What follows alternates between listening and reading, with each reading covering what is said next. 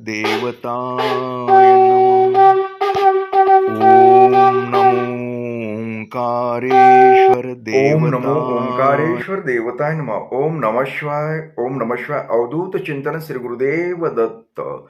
मंडळी, आज सोमवार आहे, त्यानिमित्त तुम्ही मंडळीने दक्षिणा पाठवली होती, त्या मंडळींचे शिवाभिषेक करण्यात आले आणि तुमच्यासाठी आणि आमच्याकडे जिनी आज अभिषेक केले, पूजा केली, त्यांच्यासाठी ओंकारेश्वर चरणी प्रार्थना केली की तुम्ही सुखी समाधानी आनंदी राहावं, तुम्हाला चांगल्या प्रकारे आरोग्य लाभावं, तुमच्या काय ज्या असतील समस्या ह्या दूर व्हाव्या, याकरता मी ओंकारेश्वर चरणी प्रार्थना केली.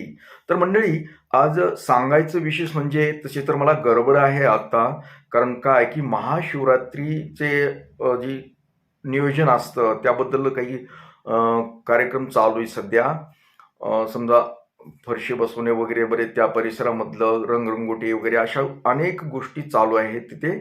त्याच्यामुळे माझ्या मागे गडबड आहे. तरीही तुम्हाला 2 शब्द मी सांगतो, कारण माझ्याकडे बरेच मेसेज, फोन आलेले आहेत की आम्हाला मनोकामना पूजा करायची आहे, तर कधी सुरुवात करावी.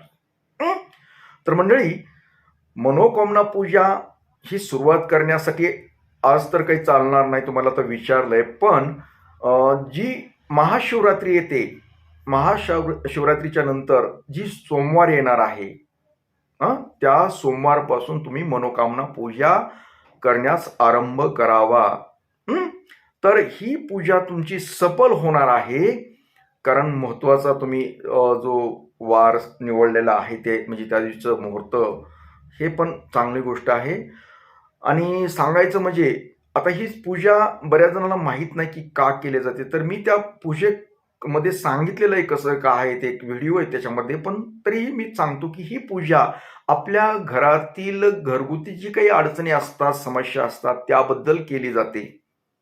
एक थोडक्यात उदाहरण द्यायचं झालं तर, संततीच्या बाबतीत असते, लग्नाच्या बाबतीत असे, लग्न जमत नाही अथवा घरामध्ये वातावरण खराब असतं, नवरा बायकोचं पटत नाही, अथवा आर्थिक परिस्थिती समजा आपली खालावलेली आहे, ती सुधारण्यासाठी, अशा अनेक समस्या, कर्जबाजारी वगैरे बरेच गोष्टी आहेत, त्यासाठी ही पूजा केली जाते. आणि ही पूजा सोपी आहे.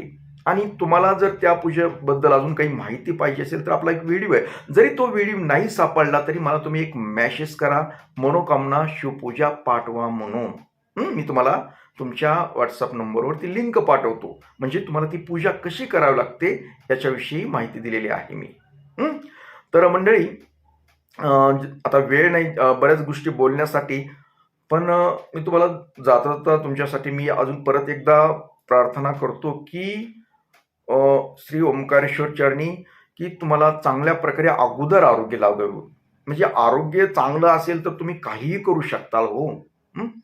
त्यासाठी तुम्हाला चांगल्या प्रकारे आरोग्य लावावं, तुम्ही सुखी समाधानी आनंदी राहावं आणि तुमच्या काही जी समस्या असतील त्या दूर व्हाव्या, अशी मी ओंकारेश्वर चरणी प्रार्थना करतो. आणि आजचा हा कार्यक्रम इथेच थांबवतो, मला वेळ नाही जरा.